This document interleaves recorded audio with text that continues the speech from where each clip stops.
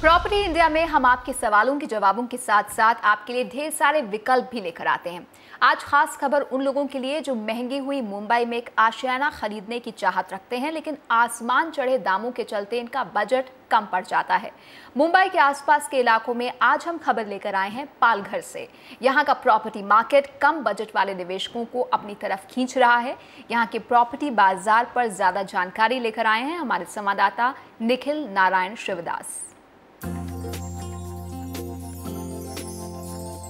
मुंबई में घर आम आदमी की पहुंच से बाहर होते जा रहे हैं, इसीलिए महानगर से सटे या उसके नजदीकी शहरों में लोग आसरे की तलाश में जा रहे हैं। ठाणे के पालघर शहर में मुनासिब दामों के मकानों की वजह से प्रॉपर्टी में तेजी आ गई है। पालघर और उसके साथ लगे हुए जो दूसरे एरियाज हैं, सेटलमेंट्स हैं, जैसे बोईसर है, डहाणू रोड है, ये अफोर्डेबल हाउसिंग डेस्टिनेशंस बन गए हैं। पहले तो ये सैटेलाइट टाउन्स थे, लोग on a daily basis up down करते थे मुंबई के लिए, बट अभी हम उनको ये स्टेटस देना गलत नहीं होगा कि ये एक्सटेंडेड सबर्ब्स बन गई हैं। मुंबई के उपनगरों में ही वो जुड़ गए हैं और प्रेजेंटली आप देखेंगे तो अफोर्डेबल हाउसिंग के लिए बिल्कुल एप्ट जगह है। यहाँ पे लैंड के जो दाम है, ज़मीन के दाम कम है, तो अफोर्डेबल हाउसिंग यहाँ पे पॉसिबल है।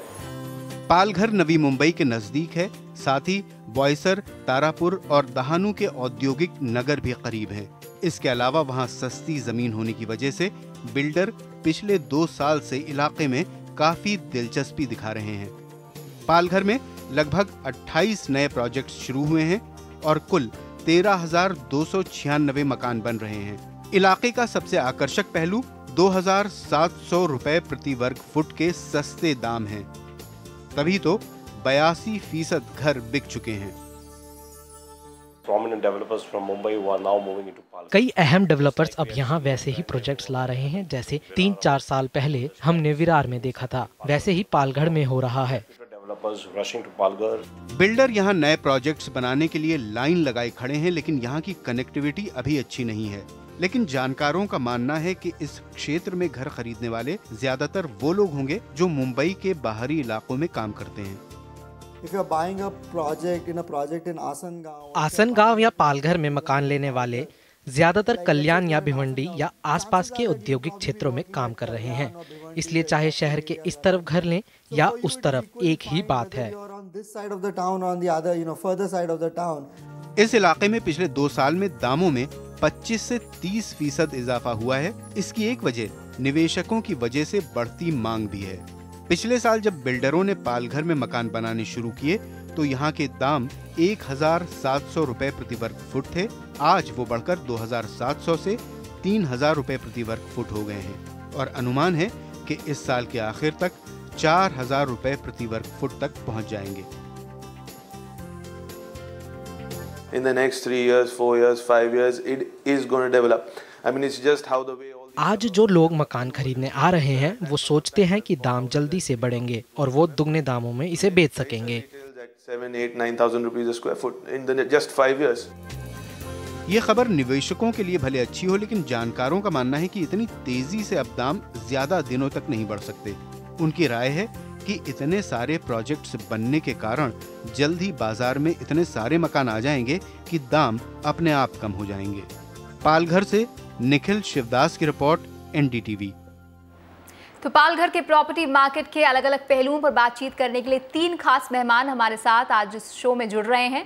अमन अर्नेजा जो कि को प्रमोटर एंड CEO हैं सत्या लाइफस्टाइल्स के, राहुल सबरवाल COO VBHC के और Shubhankar Mitra local director strategic consulting JLL India के। आप तीनों का बहुत बहुत स्वागत है इस शो में। सबसे पहले शुभांकर, मैं आपसे शुरुआत करना चाहूँगी। बीते करीब 12 से 16 महीनों में देखें तो प्रॉपर्टी के दाम यहाँ 50 से 100% तक बढ़ चुके हैं, लेकिन यहाँ का जो प्रॉपर्टी में उछाल आया है वो निवेशकों के चलते आया है जो मुनाफा कमाने के मकसद से यहाँ पर आ रहे हैं। क्या ग्रोथ ड्राइवर्स हैं इस इलाके के जिसके चलते निवेशक यहाँ आ रहे हैं और यहाँ पैसा लगाना चाहिए? पालघर बोईसर एरिया में 2 तरीके के डिमांड देखे जाते हैं। एक तो है जो प्राइमरी डिमांड है, जो वहाँ की जो लोकल इंडस्ट्री है, तारापुर इंडस्ट्रियल एरिया है या नज़दीक के जो वापी, वलसाड़, दमन जो इंडस्ट्रियल बेल्ट है वहाँ को भी ये कैटर करता है। वसाई विरार इंडस्ट्रियल बेल्ट को भी कैटर करता है। तो बहुत सारे इंडस्ट्रियल एक्टिविटी और उससे जुड़े हुए लोग पालघर बोईसर के मार्केट को कैटर करता है। तो एक प्राइमरी सेगमेंट हो गया। और दूसरे तरीके का एक हो गया जो निवेशक है जिनका टिकट साइज़, इन्वेस्टमेंट साइज़ कम है, जो 10 से 15 लाख या 20 लाख तक इन्वेस्टमेंट करना चाहते हैं, तो उनके लिए अभी कोई ऑप्शन नहीं है मुंबई रीजन में। तो उनके लिए ये पालघर बोईसर रीजन बहुत अट्रैक्टिव हो जाता है। राहुल, आपको क्या लगता है कि पालघर अट्रैक्टिव तो होता जा रहा है इन्वेस्टर्स के लिए, लेकिन अगर वहाँ पर, क्योंकि टिकट साइज़ वहाँ पे छोटा है, तो जिन लोगों का बजट ज़्यादा नहीं है, अगर वो वहाँ आना चाहते हैं, क्या वहाँ का इंफ्रास्ट्रक्चर अभी जो वहाँ की मूलभूत सुविधाएं हैं वो इस तरह की हैं कि कोई वहाँ आके रह सके? पालघर में सोशल इंफ्रास्ट्रक्चर इम्प्रूव हुआ है। अभी Palghar has also been declared और is in the process of being declared as a district headquarter. उससे काफ़ी इन्वेस्टमेंट की उम्मीद है, सोशल इंफ्रास्ट्रक्चर इन्वेस्टमेंट की उम्मीद है। इस टाइम पे स्कूल और कॉलेजेस और आर ऑलरेडी पालघर में आ चुके हैं। तो हमने देखा है, जो हमारा प्रोजेक्ट हमने 1 साल पहले लॉन्च किया था, फ़ेज़ 1 के अंदर हम ऑलमोस्ट 70% बेच चुके हैं और हैंडओवर दिवाली से पहले हो जाएगा। और सेकेंड फ़ेज़ की बुकिंग अभी चल रही है, जिसके अंदर अगेन हमने काफ़ी अच्छा डिमांड देखा है। सो एक बारी लोग आना शुरू हो गए। प्लस जो ट्रेन सर्विस है, अभी 1 घंटे और 1 घंटा 20 मिनट लगता है अंधेरी जाने के लिए। वो ट्रेन सर्विस जैसे जैसे इम्प्रूव होती जाएगी, इवेंचुअली लोग पालघर में एक्चुअली मूव करके और बॉम्बे के सिटी के अंदर काम कर सकते हैं। जी, जो आप कह रहे हैं कि डिस्ट्रिक्ट हेडक्वार्टर बनाए जाने की योजना है, उसे अभी लागू नहीं किया गया है, लेकिन वेस्टर्न रेलवे ने विरार से धनाऊ तक अपनी लाइन को बढ़ा दिया है और उसका फ़ायदा पालघर के लोगों को मिल रहा है। अमन, हम आपसे जानना चाहेंगे, यहाँ पर अगर कनेक्टिविटी की बात करें, रेल के अलावा रोड कनेक्टिविटी कैसी है? ये मुंबई अहमदाबाद हाईवे के पास तो है, लेकिन अगर मुंबई में काम करने वाले लोग यहाँ पर रहने के लिए मकान खरीदिए तो क्या ये वायबल है? जी, रोड कनेक्टिविटी डेफिनेटली बॉम्बे में ट्रैवल करने के हिसाब से एक बड़ा हिंड्रेंस होता है। लेकिन जो लोग हम केटर करना चाहते हैं, जो कस्टमर्स को यहाँ पर घर खरीदने के लिए, जब उनका बजट ही अगर छोटा है, तो they are really not the kind of people जो कि प्राइवेट कार्स में घूमते हैं। वो बिल्कुल ऐसे लोग हैं जो कि लोकल ट्रेन्स में घूमते हैं, जो कि बसेस में घूमते हैं। तो इसलिए लोकल ट्रेन कनेक्टिविटी यहाँ पर रहने वालों के लिए सबसे बड़ा अट्रैक्शन है। और वी आर वेरी ग्लैड कि पिछले साल लोकल ट्रेन सर्विसेज बॉम्बे से, चर्चगेट से धानू तक शुरू हो चुकी है, जिसकी वजह से ट्रैवलिंग बहुत इजी हो जाता है। पालघर के प्रॉपर्टी मार्केट में जो देखने में आया है वो ये है कि निवेशक ज़्यादा हैं जो प्रॉफिट के लिए यहाँ पर मकान बुक करते हैं और उसकी वजह से दाम बढ़ रहे हैं, और जो एंड यूज़र है उसकी पहुँच से धीरे धीरे कुछ बाहर होने लगे हैं। क्या ये सही है राहुल? अभी रेट इतने ज़्यादा मूव नहीं किए हैं बॉम्बे के हिसाब से। अगर आप विरार देखें तो अभी वहाँ पर 5,000 के आसपास का रेट चल रहा है, 4,500-5,000 के आसपास का। उस हिसाब से अभी भी पालघर एक अच्छा इन्वेस्टमेंट और एंड यूज़र डेस्टिनेशन है, जहाँ पर सोशल इंफ्रास्ट्रक्चर है, स्कूल हैं, कॉलेजेस हैं, और एक टूरिस्ट अट्रैक्शन है, हॉस्पिटल्स हैं। तो एक अच्छा सोशल इंफ्रास्ट्रक्चर है। तो अगर बॉम्बे में किसी को एक 10 से 15 लाख का या 20 लाख तक का घर लेना है, तो पालघर अभी भी अच्छा इन्वेस्टमेंट डेस्टिनेशन है।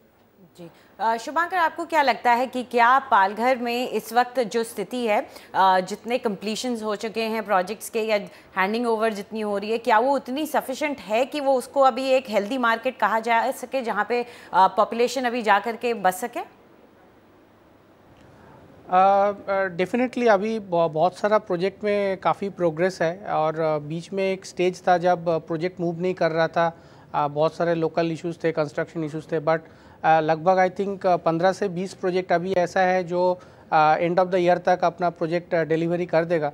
तो ये इससे जो पालघर बोईसर रीजन है उसका एक आइडेंटिटी एस्टेब्लिश्ड होगा, एक डेस्टिनेशन एस्टेब्लिश्ड होगा।